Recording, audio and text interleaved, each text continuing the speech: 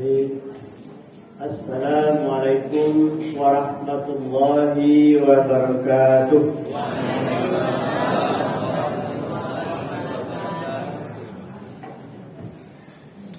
Alhamdulillahirabbil alamin. Nahmaduhu wa nasta'inuhu wa na'udzu billahi min shururi anfusina wa min sayyiati a'malina. Man yahdihillahu fala mudilla lahu wa man yudlil fala hadiya lahu. Asyhadu an la ilaha illallah wa asyhadu anna Muhammadan abduhu wa rasuluh sallallahu alaihi wasallam la nabiyya ba'da. Puji dan syukur kita ucapkan pada Allah Subhanahu wa taala. Pada malam hari ini Allah Subhanahu wa taala mentakdirkan kita hadir di masjid ini dalam rangka untuk qiyamul Ramadan. Salawat dan salam mari sama-sama kita mohonkan kepada Allah semoga disampaikan kepada arwah Nabi besar Muhammad sallallahu alaihi wasallam. Bapak Ibu jamaah tarawih yang dimuliakan Allah. Kamu lihat jumlah jamaah agak mulai menurun. Kalau tahun lalu aku ceramah kemarin lebih separuh Ramadan. Ini sampai separuh Ramadan lain agak nakal Mas Haji. Antara Mas Haji kadang pun jamaah tambah seketek. Oh gitu makadang. Alhamdulillah. Bapak Ibu sekalian, malam ini santapan rohani Ramadan kita yaitu mencari puasa yang berkualitas. Bahwa pelaksanaan ibadah puasa sama mulainya, sama tarawihnya, sama nanti hari rayanya, tapi ketika Allah menilai pahala-pahala puasa ternyata berbeda. Ada yang berkualitas, ada yang setengah berkualitas, ada yang asal-asalan. Jadi ini tentunya berpulang kepada kita masing-masing.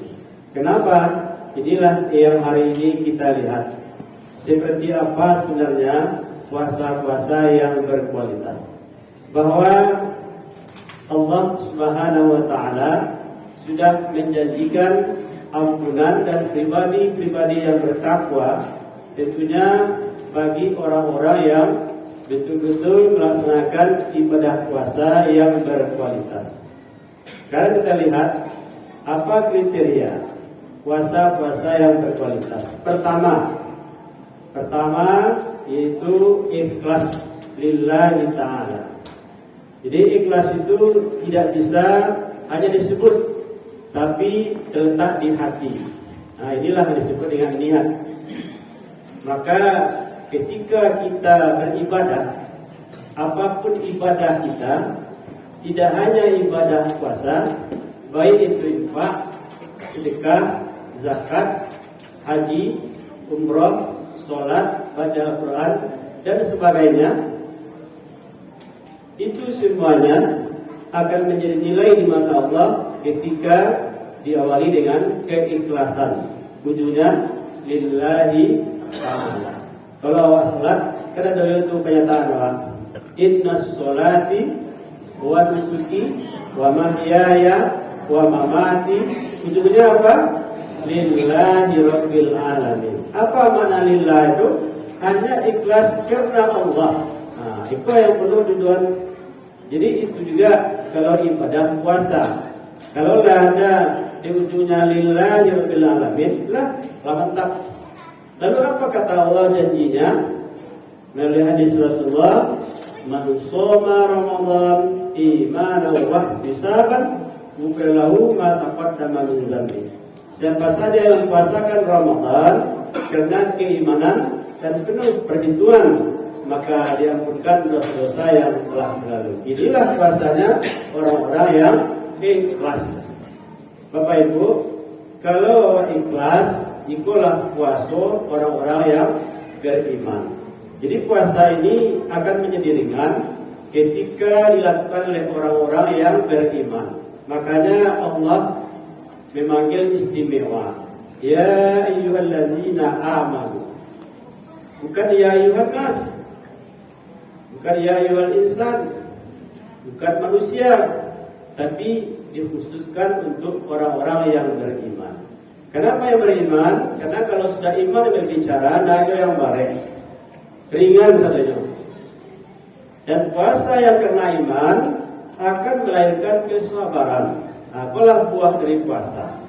Bahwa orang puasa itu dia sabar, tidak emosi. Orang sabar dia tahan. Karena kita sudah dilatih menahan diri. Yang arti puasa itu kan menahan dari terbit fajar sampai terbenam matahari. Nah, orang puasa dia sabar lebih kurang sampai balik jam atau 3,5 jam dari imsak sampai terbenam matahari, dia tahan. Nah, itulah buah daripada puasa, timbulnya pribadi-pribadi yang sabar. Jadi pertama adalah ikhlas. Yang kedua, puasa berkualitas itu adalah menjaga hal-hal yang membatalkan puasa. Jadi kalau awak berpuasa kanlah ada dua ilmunya. Mai batalkan puasa. Tidak makan, tidak minum pada siang hari. Walaupun makan minum itu hari di rumah awak, letak di meja, letak di kulkas, awak punya halal yang kurang dah ada, dah makan tahan. Itu namanya puasa. Kemudian tidak berhubungan dengan kondisi pada siang hari. Kalau terjadi juga malah dapat ibarat puasa didenda 2 bulan berturut-turut. Kemudian yang berikutnya tidak keluar mani dengan sengaja. Jadi itu hal-hal yang membatalkan puasa. Lalu yang berikutnya yang ketiga, puasa berkualitas menjaga hal-hal yang membatalkan pahala puasa.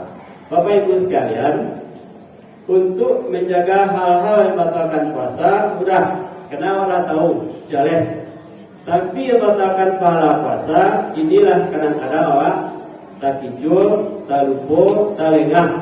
Psikolog setan masuk.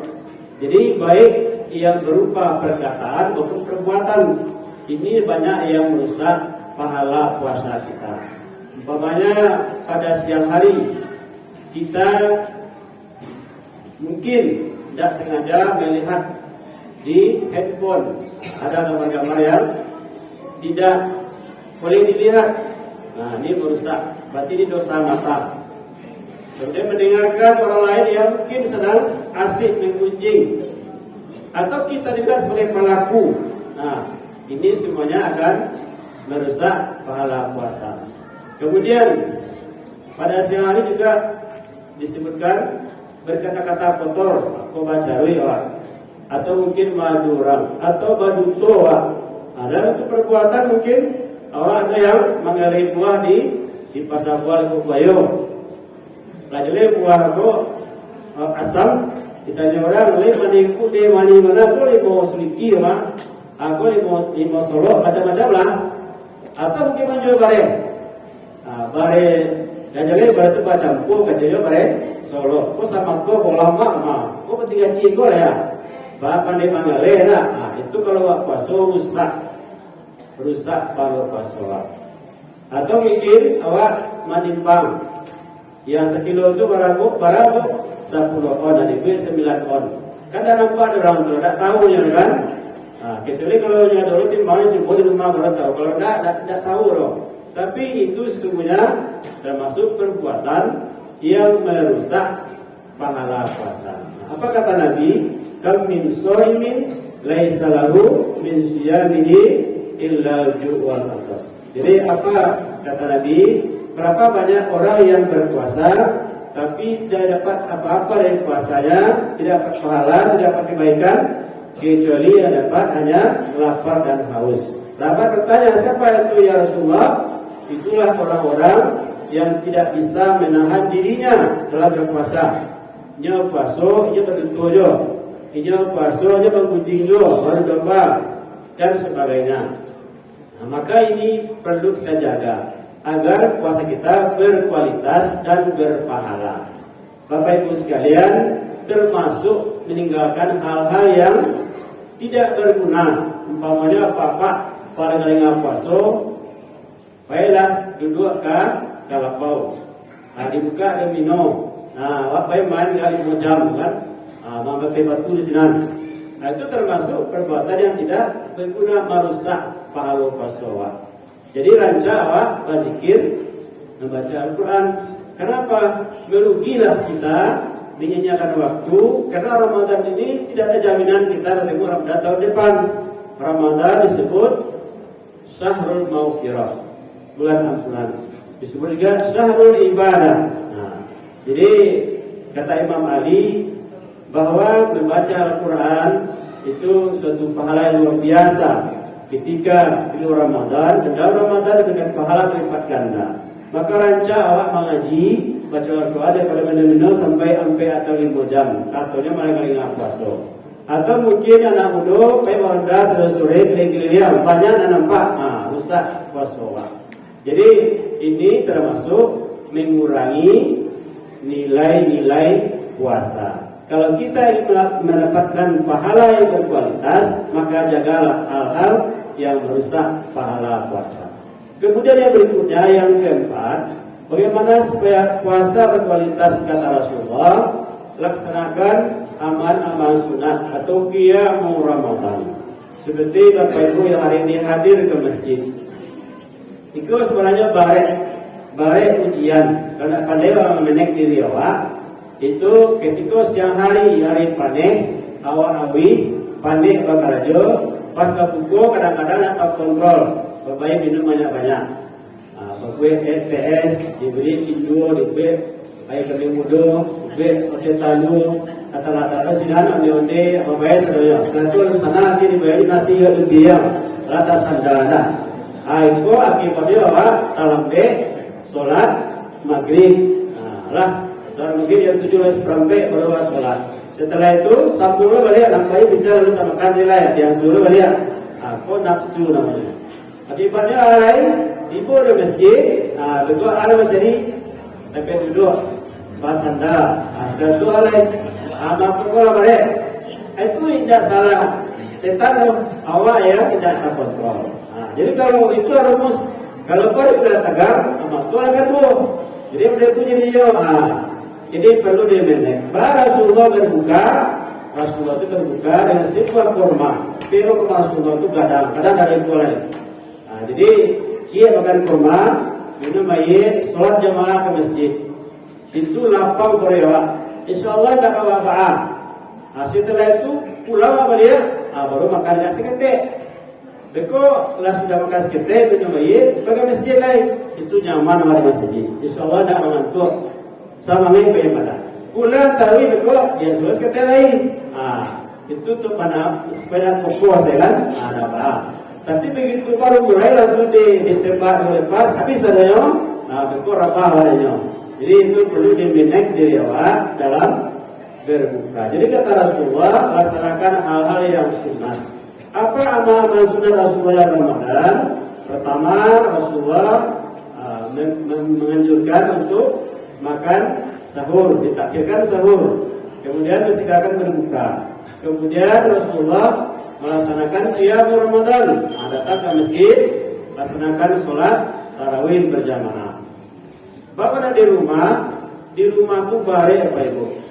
Kalau sholat 8 rakaat tambah witir, kadang-kadang baru hampir lalu jaga sudah ada lalu baik barat tadi gua lampe tertigo atau mungkin entahlah 6 setan pun banyak di rumah dengan apa jamaah sama-sama imamnya rancang bacanya masjidnya sejumlah nyaman lo sehingga bersama baik pada itu. Kemudian setelah tarawih dan witir kita usahakan setiap malam ada infak sedekah. Apalagi kita baca Al-Quran. Kalau bisa setelah Ramadan kita buat semacam program khusus. Saya harus khatam Al-Quran 1 kali 30 juz itu selama Ramadan. Usahakan ada motivasi untuk mengajar supaya mengaji tiap hari. Jadi ini beberapa amalan-amalan. Kemudian Rasulullah menghidupkan malam-malam terakhir Ramadan. Karena pada malam 10 terakhir Ramadan disebutkan dalam hadis Rasulullah ada malam istimewa yang disebut dengan Lailatul Qadar. Dan ini hanya malam hanya untuk umat Nabi Muhammad. Tidak ada pada nabi sebelumnya. Sengaja Allah ciptakan agar kita cari malam itu, kita isi dengan ibadah-ibadah yang wajib dan sunnah. Kemudian terakhir, untuk menciptakan puasa berkualitas, bayarkan zakat fitrah.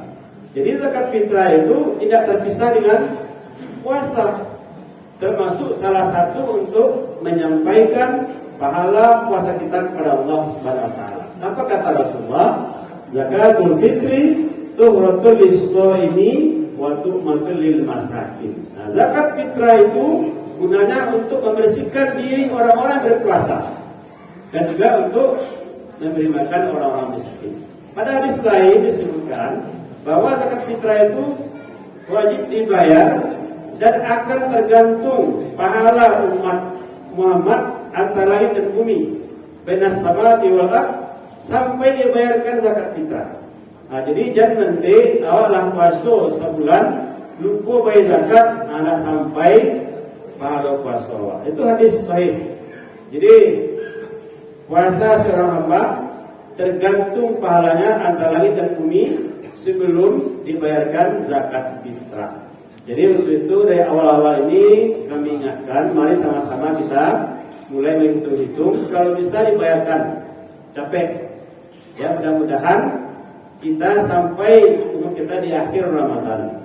Nah, itu disisihkan uang kita para zakat fitrah bayi capek. Karena itu merupakan salah satu untuk meraih puasa yang berkualitas. Semoga Allah Subhanahu wa taala menyampaikan umur kita di Ramadan ini sampai 31 Syawal, dan puasa tahun ini bisa membentuk pribadi-pribadi yang bertakwa. Amin ya rabbal alamin. Terima kasih atas segala perhatian. Mohon maaf atas kekurangan. Billahi taufiq wal hidayah. Wassalamualaikum warahmatullahi wabarakatuh.